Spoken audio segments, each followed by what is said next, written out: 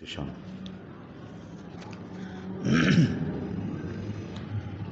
وحدہ لا شریک کے پاک کلام کی تلاوت پیارے محبوب کریم علیہ الصلوۃ والتسلیم کے صدقہ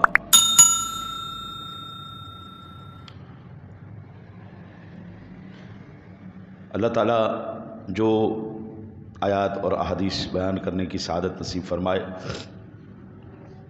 اللہ حق اور سچ کہنے کی توفیق نصیب فرمائے، آپ کو مجھے سننے کے بعد اللہ تعالیٰ سمجھ کر عمل کی توفیق نصیب فرمائے۔ میں نے اللہ تعالیٰ کے پاک کلام سورہ بقرہ کی 216 نمبر آیہ مبارکہ تلاوت کرنے کا شرف حاصل کیا ہے جی، جس میں ارشاد باری تعالیٰ ہے وَعَسَىٰ أَن تَكْرَهُوا شَيْئًا وَهُوَ خَيْرٌ لَكُمْ وَعَسَىٰ أَن تُحِبُّوا شَيْئًا وَهُوَ شَرٌّ لَكُمْ وَاللَّهُ يَعْلَمُ وَأَنْتُمْ لَا تَعْلَمُونَ۔ اور وہ جو تم پر گراں ہے اور یہ عین ممکن ہے کہ تم ایک چیز کو برا سمجھو حالانکہ وہ تمہارے حق میں بہتر ہو، اور یہ بھی ممکن ہے کہ تم ایک چیز کو پسند کرو حالانکہ وہ تمہارے حق میں بری ہے، اور در اصل حقیقت تو اللہ تعالیٰ ہی جانتا ہے، تم نہیں جانتے۔ اس کا مطلب یہ ہوا وہ چیزیں جو ہم پسند کرتے ہیں اللہ کہتا ہے تمہارے لیے بہتر نہیں، جو اللہ کہتا ہے تم ناپسند کرتے ہو تمہارے لیے وہ بہتر ہے۔ دعویٰ بہت بڑا ہے، اس کی دلیل میں آپ کو اللہ کے پیارے محبوب کریم علیہ الصلوۃ والتسلیم کے فرامین سے عرض کرتا ہوں۔ حضرت انس بن مالک رضی اللہ تعالیٰ عنہ آپ فرماتے ہیں کہ حضور سرور دو عالم نور مجسم قائد المرسلین صلی اللہ تعالیٰ علیہ وآلہ وسلم نے ارشاد فرمایا اذا اراد اللہ بعبد خیرا سیر حوائج الناس الیہ۔ جب اللہ تعالیٰ کسی بندے کے ساتھ بھلائی کا ارادہ کرتا ہے تو لوگوں کی دینی اور دنیاوی دونوں حاجتیں اللہ تعالیٰ اس کی طرف کر دیتا ہے۔ لوگ اپنی ضرورتوں کے سلسلے میں اس کی طرف جاتے ہیں اور وہ اللہ تعالیٰ کی توفیق سے ان کی حاجتوں کو پورا کرتا ہے۔ آج ہمارے پاس کوئی کام کرنے کے لیے، کام کروانے کے لیے آئے نا کسی ضرورت کے تحت، تو سب سے پہلے ہم اپنا منہ بنا لیتے ہیں کہ یار تینوں میں ہی ملے ایسے، تینوں اور کوئی نہیں ملیا۔ اگر اللہ تعالیٰ نے آپ کو نوازا ہوا ہے تو کوئی کہے یار تھوڑا سا قرض مجھے دے دو، میرے حالات پریشان ہیں، تو باوجود اس کے کہ اس کے پاس بھی پیسے ہوں گے وہ کہے گا یار میں آپ بڑا تنگ ہو یہاں، یار میں آپ کو کیا دوں، میرے پاس تو خود کچھ نہیں ہے، مجھے تو خود کھانے کے لالے پڑے ہوئے، میں آپ کو کیا دوں۔ کوئی بندہ آپ کے پاس کام کے لیے آ جائے تو بندہ کہتا ہے لو جی میں تو خود بڑا پریشان بیٹھا ہوں، میرے تو اور بڑا کام مندے میں جا رہا ہے، میں تو نقصان میں جا رہا ہوں۔ یہ بندے جانتے ہی نہیں ہیں کہ جب اللہ تعالیٰ نے تیری طرف رحمت کے دروازے کھولنے تھے ان دروازوں کو تو نے خود ہی بند کر دیا، دین اور دنیا کی۔ دیکھیں ہمارے علماء اکرام کے پاس اللہ تعالیٰ نے کئیوں کو بہت نوازا ہے، کئی میرے جیسے بھی ہیں جن کے پاس علم کے سوا کچھ نہیں، تو دینی مسئلہ پوچھنے کے لیے بھی کوئی آ جائے تو یہ بھی اللہ کا کرم ہے کہ اللہ تعالیٰ نے اس کی طرف منہ موڑ دیا۔ جب تک بندہ لوگوں کی ضروریات کو پورا کرتا رہتا ہے وہ بظاہر دوسروں کو فائدہ پہنچا رہا ہے، مگر حقیقت میں وہ دوسروں کو نہیں، وہ خود اپنا فائدہ کر رہا ہے۔ وہ جانتا ہی نہیں کہ دینی اور دنیاوی فائدے اسی کو نصیب ہوتے ہیں جن کو اللہ تعالیٰ عطا فرمائے۔ اللہ نے تیری طرف دنیا کا منہ پھیرا اور تو نے ان کی ضرورت کو پورا کیا، اللہ تیری دین کی بھی اور دنیا کی بھی دونوں ضرورتوں کو پورا کرتا چلا جاتا۔ اب ایک حدیث پاک میں عرض کروں، حضرت سیدنا ابو ہریرہ رضی اللہ تعالیٰ آپ روایت فرماتے ہیں کہ میرے آقا کریم علیہ الصلوۃ والسلام نے فرمایا من نفس عن مؤمن قربۃ من قرب الدنیا نفس اللہ عنہ قربۃ من قرب یوم القیامہ، کہ جو کسی مسلمان کو دنیاوی تکلیف سے چھٹکارا دلائے گا اللہ تعالیٰ روز قیامت کی بڑی مصیبتوں میں سے اس کی مصیبت دور فرما دے گا۔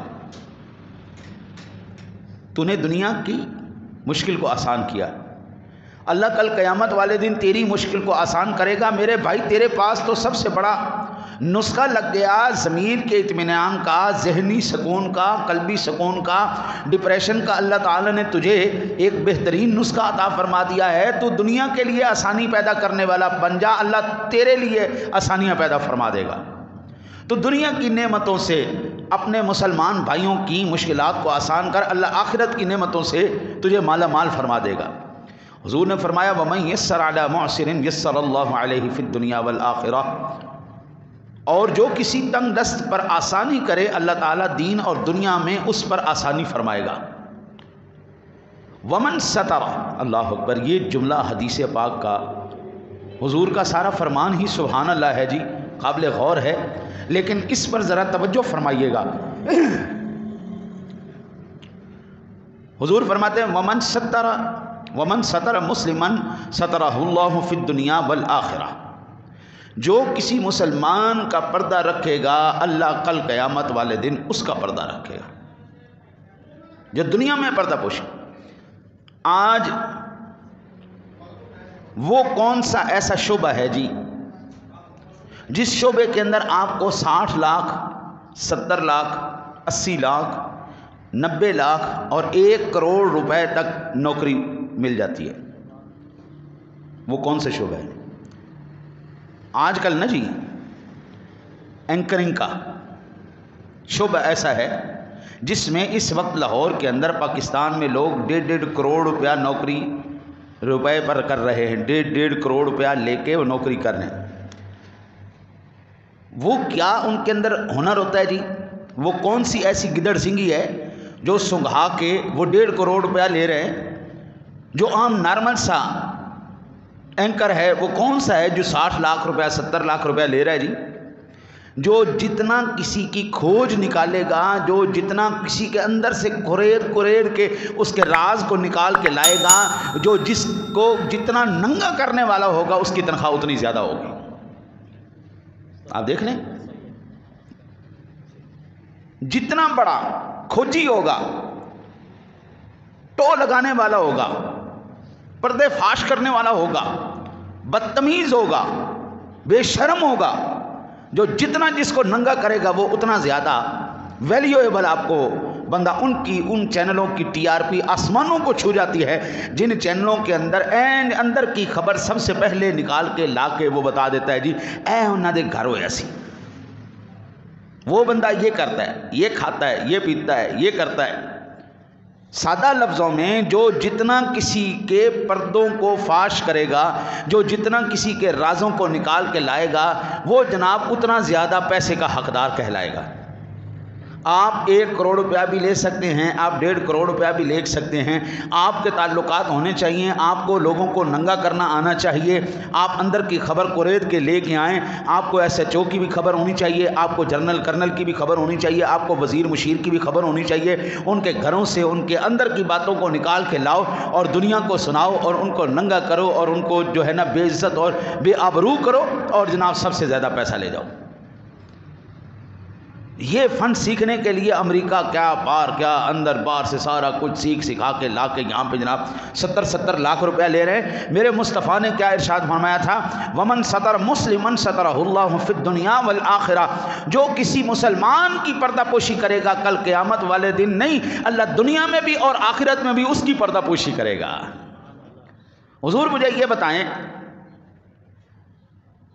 حضور نے فرمایا من ستر مسلمًا، تو نے ننگا کرنا تھا تو کفار کو ننگا کرتا، تو یہود و نصارہ کو ننگا کرتا۔ یہ ان کی پلاننگ ہے، یہ ان کے جناب گندے منصوبے ہیں، یہ ان لوگوں کی تمہارے خلاف سازشیں ہیں، یہ لوگ غدار وطن ہیں، یہ ملک کے غدار ہیں، یہ قوم کے غدار ہیں، یہ ایمان کے غدار ہیں، یہ مسلمان کے غدار ہیں، یہ جناب تمہارے ملک کے لیے ناصور ہیں۔ تو نکال کے لاتا، ان کی خبریں نکال کے لاتا، تو غداروں کو پکڑتا۔ او بابا، تو نے بجائے اس کے کہ مسلمان کے پردے رکھتا، دوسروں کو ننگا کرتا، یہود و نصارہ کو ننگا کرتا، اسلام کو قوت دیتا، کافروں کو کمزور کرتا، تو کافروں کا اعلی کار بن کے مسلمانوں کو ذلیل کرنے لگ گیا ہے۔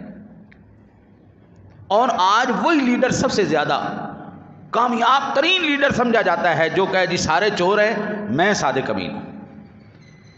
میں کسی کا نام نہیں لیتا، ہر ایک لیڈر، ہر جماعت کا، الف جماعت کا لیڈر کہتا ہے میں صادق امین ہوں، بے والے سارے چور ہیں، بے والا کہتا ہے میں صادق امین ہوں، پے والے سارے کمینے اور سارے لچے لفنگے ہیں، پے والا کہتا ہے جی نا میں بس ہم ہی اس ملک کے وفادار ہیں جی، ہم ہی اس کے خیر خواہ ہیں جی، ہماری وجہ سے یہ ملک بچ سکتا ہے، اور اگر آپ لوگوں نے ہمیں قیادت نہ دی تو یہ ملک تباہ و برباد ہو جائے گا، اس کے اندر رہنے والے ذلیل و خوار ہو جائیں گے، روٹی اور کپڑے اور مکان سے اور بھوک سے نڈال ہو کے مر جائیں گے۔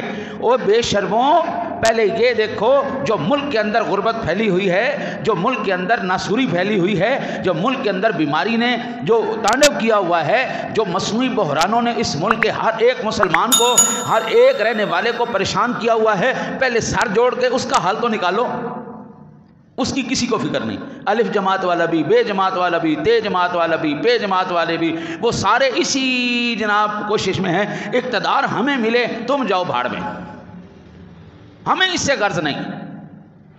آج یہ مرتے ہیں نا جناب، تو ان کے جو اثاثہ جات ہوتے ہیں، نیٹ ورتھ ہوتی جو ان کی، وہ کسی کی ہوتی ہے 200 کروڑ، 200 ارب، کسی کی 500 ارب، کسی کے 1 لاکھ کروڑ، کسی کی 2 لاکھ کروڑ، کسی کے 5 لاکھ کروڑ۔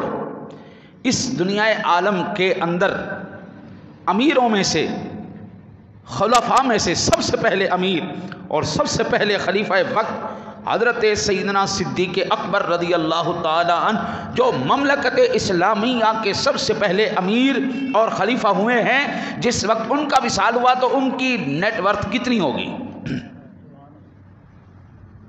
یہ جناب آن دی ریکارڈ باتیں، آپ اندازہ لگائیں کتنے لاکھ کروڑ ہوں گے ان کے پاس۔ حضرت سیدنا صدیق اکبر کا جب وصال ہوا تو جناب 3 درہم ان کا اثاثہ تھا، 3 درہم۔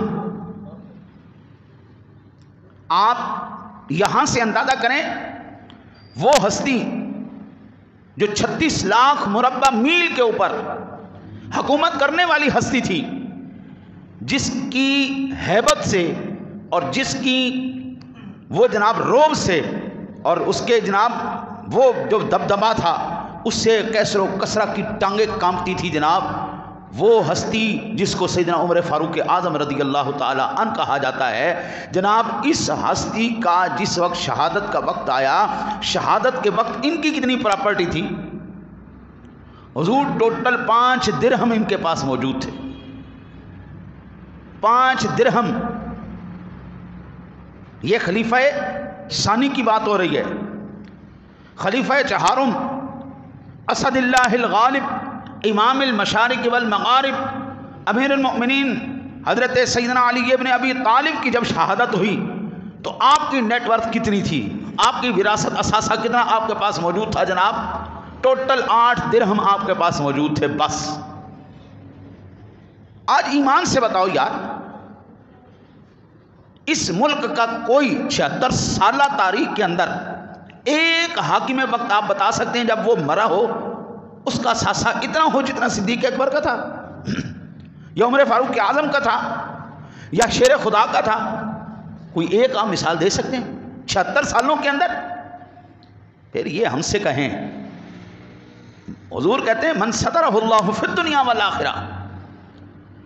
او بھائی، جس نے من ستر مسلمن، جس نے کسی مسلمان کی پردہ پوشی کی۔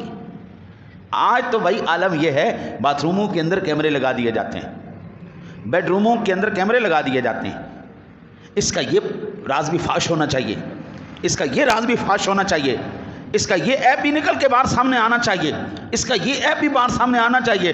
میرے مصطفیٰ تو کہہ رہے من ستر مسلمان، جو کسی مسلمان کی پردہ پوشی کرے، سترہ اللہ فی الدنیا والآخرہ، اللہ اس کی دنیا میں بھی اللہ اس کی ستر پوشی کرے گا، آخرت میں بھی رسوائی سے اللہ اس کو بچائے گا۔ حضور، یہ رازوں کی کھوج، یہ ننگا کرنے کی کھوج، یہ ہمارا کلچر نہیں ہے، یہ اسلامی تعلیمات نہیں ہے. یہ صحیح مسلم شریف میں 7028 نمبر پر حدیث ہے جو میں آپ کو سنا رہا ہوں. میرے آقا نبی اکرم صلی اللہ علیہ وسلم نے فرمایا واللہ فی عون العبد ما کان العبد فی عون اخیہ.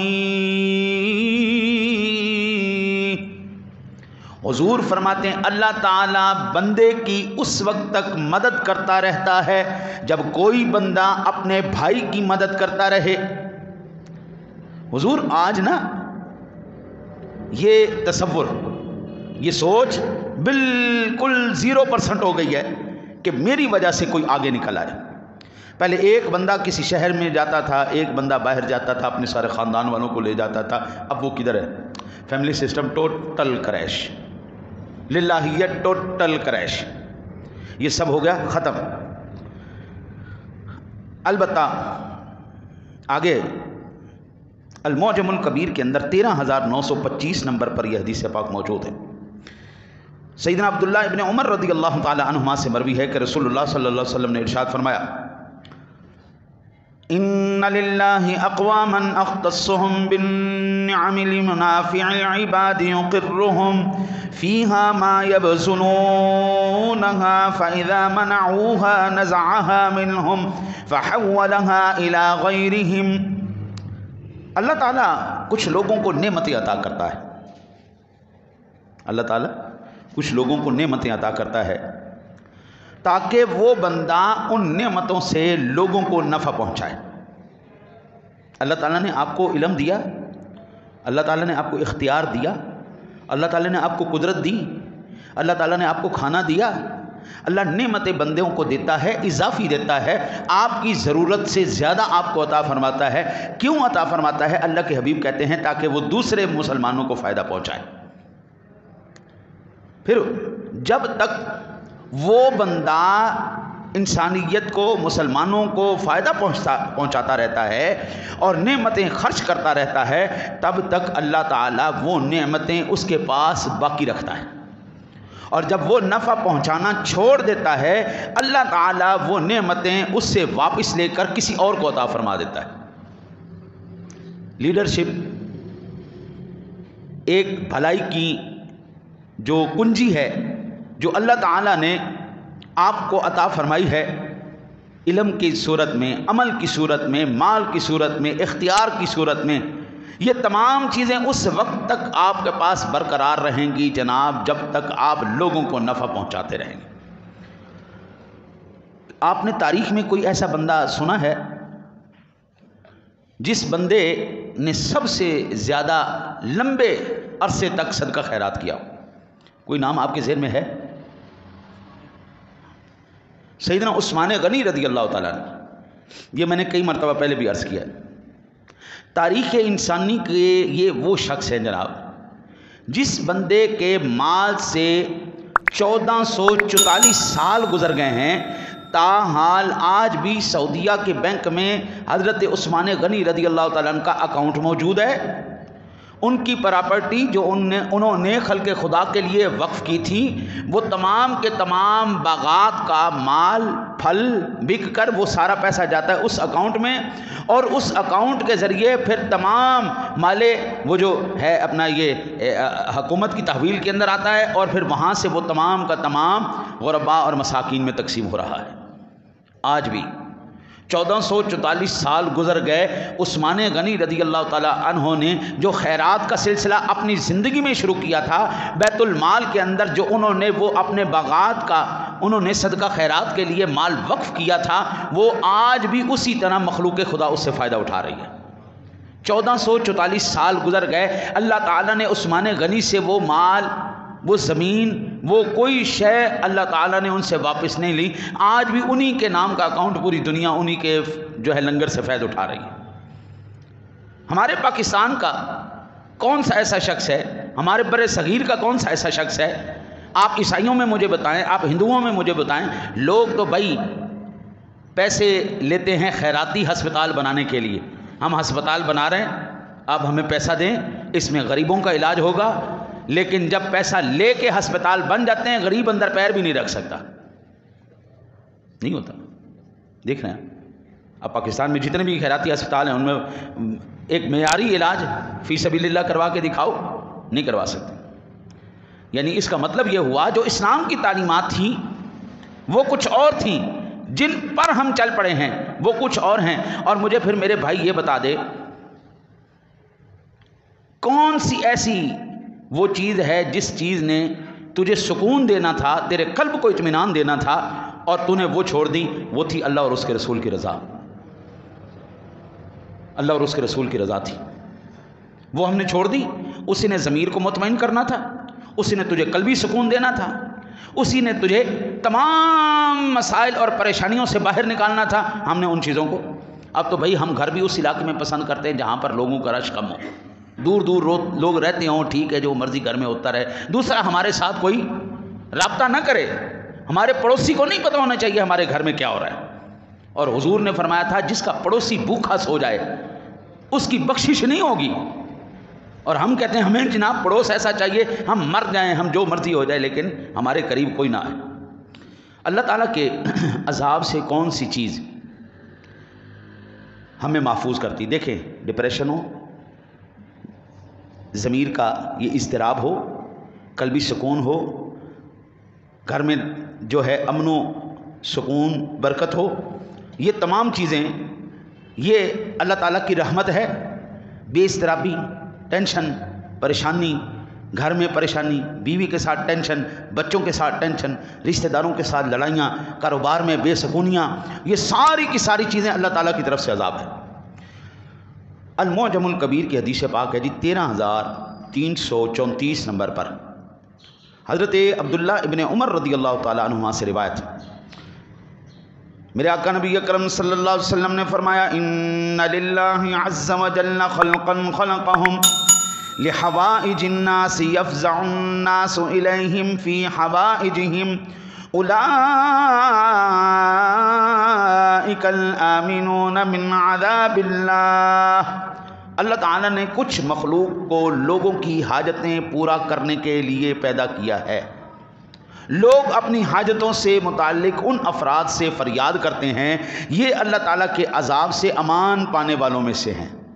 اللہ نے تجھے علم دیا ہے، علم تقسیم کر۔ اللہ نے تجھے مال دیا ہے، مال تقسیم کر۔ اللہ نے تجھے فن دیا ہے، فن تقسیم کر۔ جو خدا نے تجھے عطا فرمایا ہے تو وہ اللہ کی رضا کے لیے کر، دنیا کو دے، اور پھر دیکھ اللہ کہتا ہے میں تجھے اپنے عذاب سے محفوظ کر دوں گا۔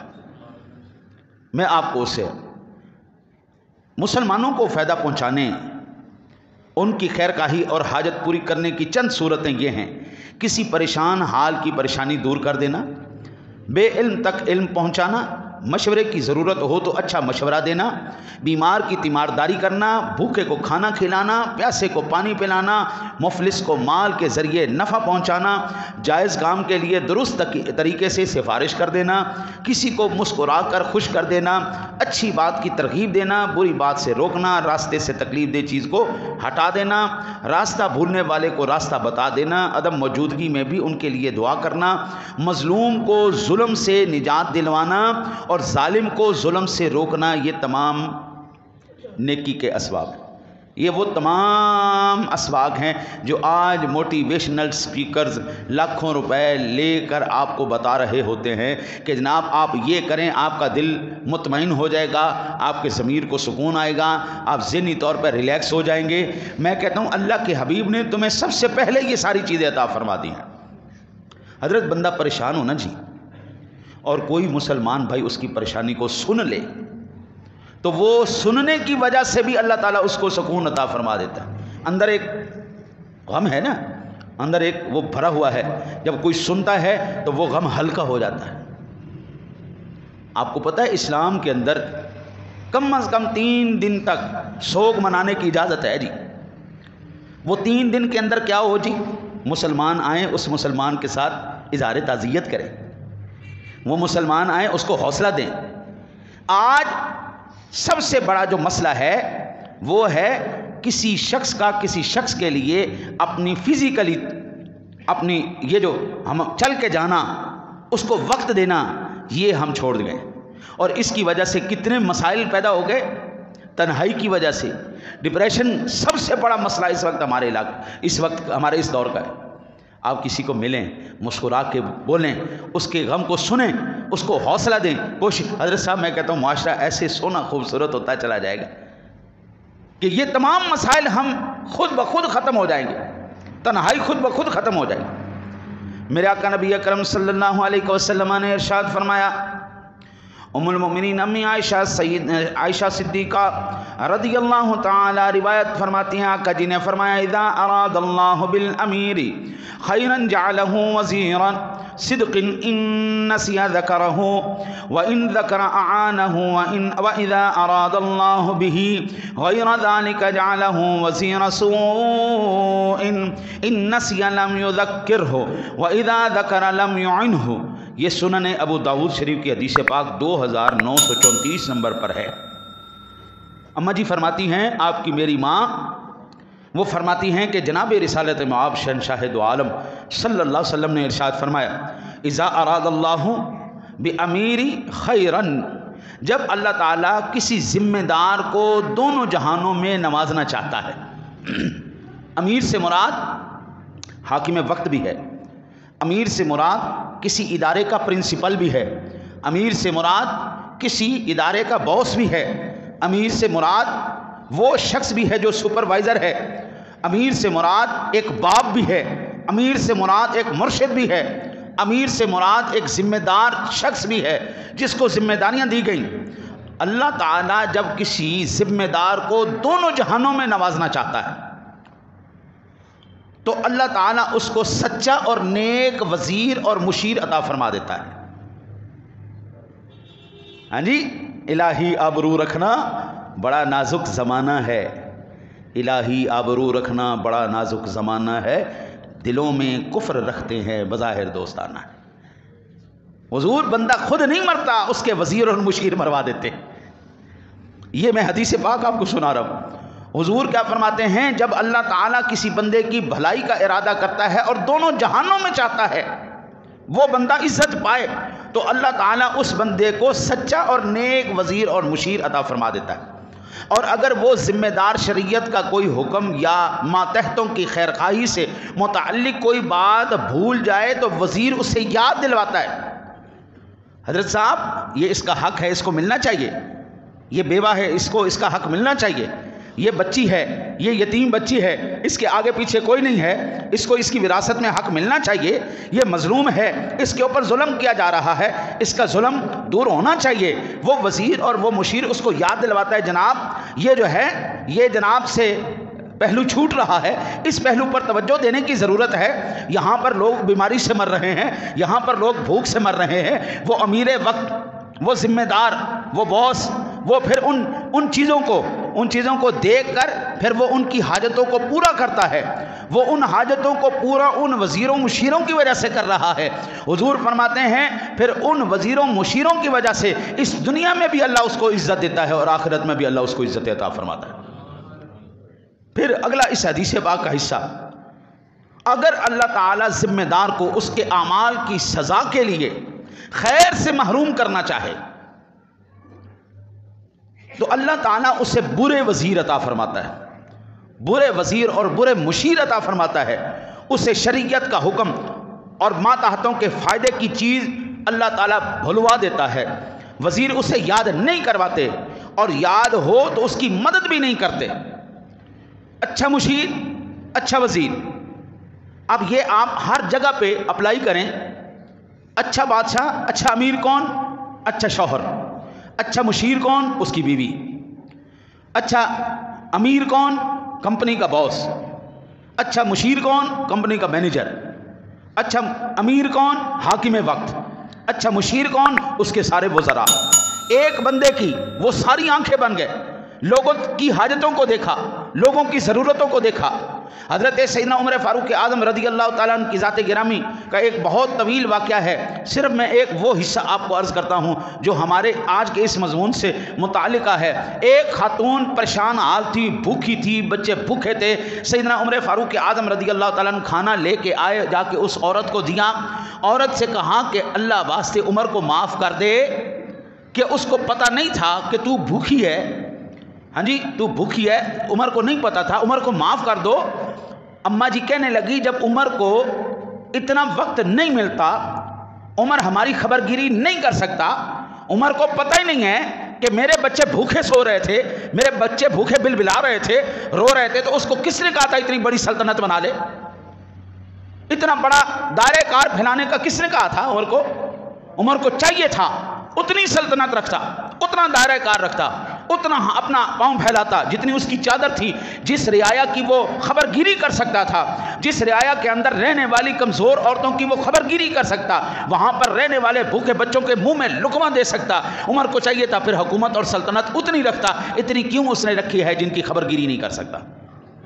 یہ الفاظ حدیث پاک کے ہیں، جب اللہ دین اور دنیا کے اندر کسی کی بھلائی کرنا چاہتا ہے اس کو اچھے مشیر عطا فرما دیتا ہے، سچے اور اچھے مشیر ہیں۔ حضور اب جو کیفیت ہو چکی ہے نا جی، ایک وزیر صاحب وہ کہہ رہے تھے یہ فلانا چور ہے جی، فلانا چور ہے جی، فلانا چور ہے، اس نے یہ چوری کی، اس نے یہ ڈاکہ مارا، اس آگے سے وہ کیا کہتے ہیں، دیکھنے والے قیامت کی نظر رکھتے ہیں۔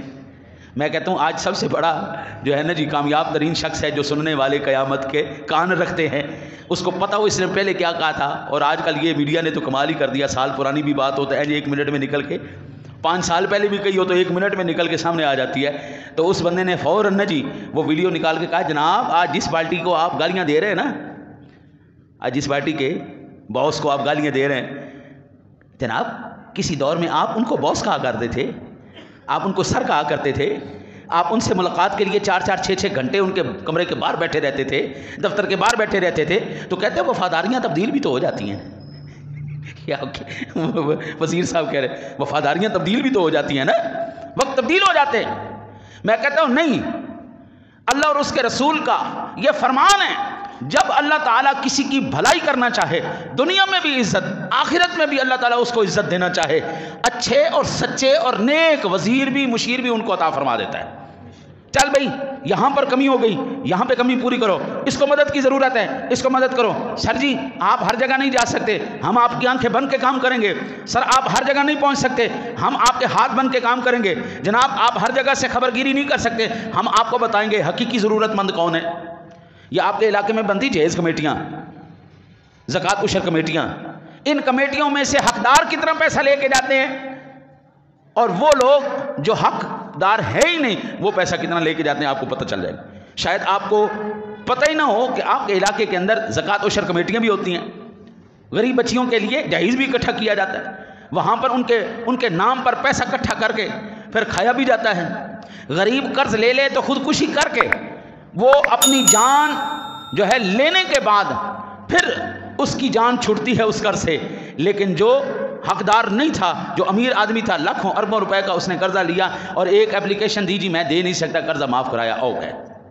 ان کو اس بات کا علم نہیں ہے اللہ ان کو دنیا میں بھی رسوا کرنا چاہتا ہے، دنیا میں بھی ذلیل کرنا چاہتا ہے، اور آخرت میں تو پھر ان کے نصیب میں ذلت اور خاری ہے ہی ہے نا۔ جس کو دنیا اور دین میں اللہ عزت دینا چاہے، آخرت میں اچھے مشیر، سچے وزیر، نیک سیرت لوگ اللہ ان کے ساتھ لگا دے۔ جس کو ذلیل کر، حضرت سیدنا امیر المؤمنین سیدنا ابو بکر صدیق رضی اللہ تعالیٰ عنہ کی ذات گرامی، ان کے مشیر کون تھے؟ سیدنا عمر فاروق اعظم، سیدنا عثمان غنی، سیدنا علی المرتضیٰ شیر خدا۔ ہر مجلس شورا کے، عمر فاروق اعظم کا دیکھ لیں، عثمان غنی کا دیکھ لیں، ہر مجلس شورا کے اندر حضرت علی المرتضیٰ شیر خدا موجود تھے۔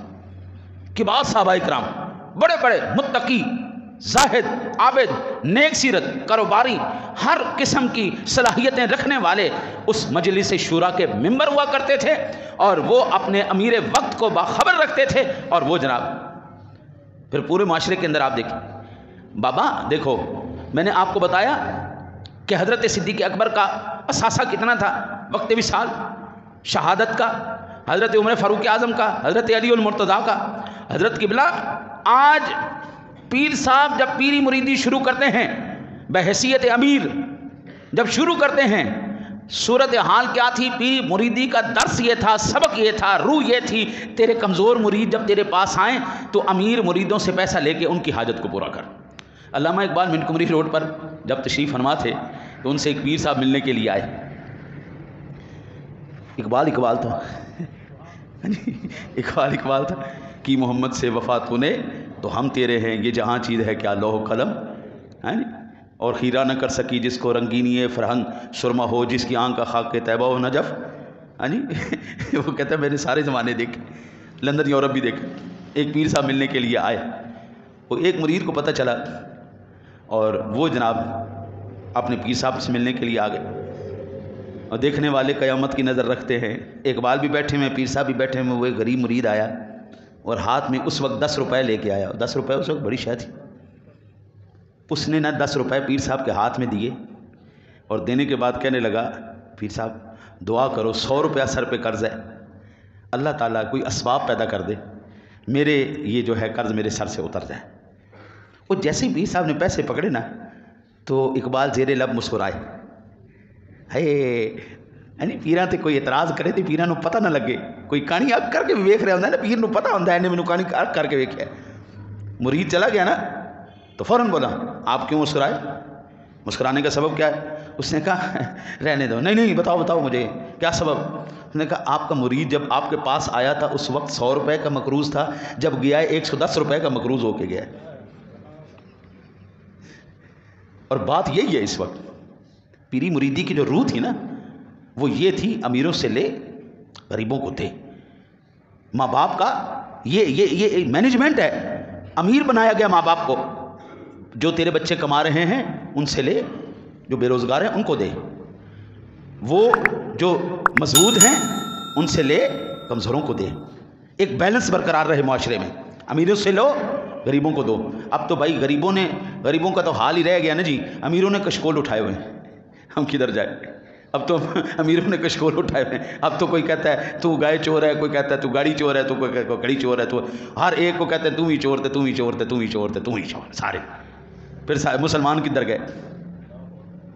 وہ معاشرے، وہ امیری، وہ مشیری، وہ وزیری کدھر گئی؟ حضرت یہ ہے اسلامی تعلیمات. دعا کرو اللہ تعالیٰ آپ کو مجھے سن کر عمل کی توفیق نصیب فرمائے.